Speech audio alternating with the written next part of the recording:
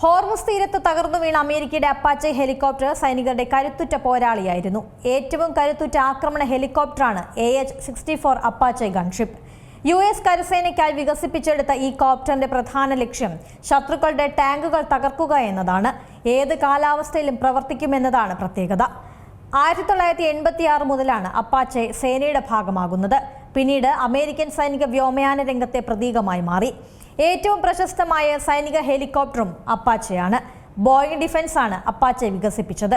ഏറ്റവും ആധുനിക AH-64 Apache ഗാർഡിയനാണ്. 2 പേരാണ് ഹെലികോപ്റ്ററിലുള്ളത്.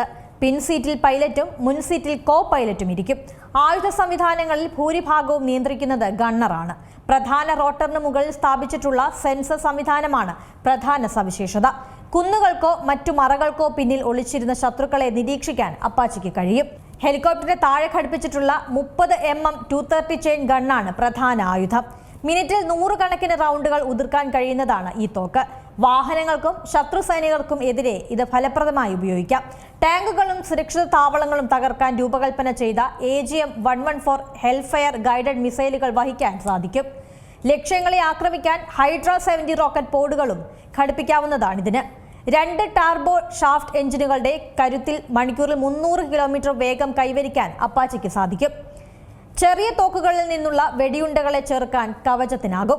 ഭീഷണികൾ മുൻകൂട്ടി കണ്ടെത്താനും ശത്രു മിസൈലുകളെ പ്രതിരോധിക്കാനും സഹായിക്കുന്ന അത്യാധുനിക ഇലക്ട്രോണിക് സംവിധാനങ്ങളും അപ്പാച്ചയിലുണ്ട്. ഗൾഫ് യുദ്ധത്തിൽ അപ്പാച്ചെ പങ്കാളിയാണ്.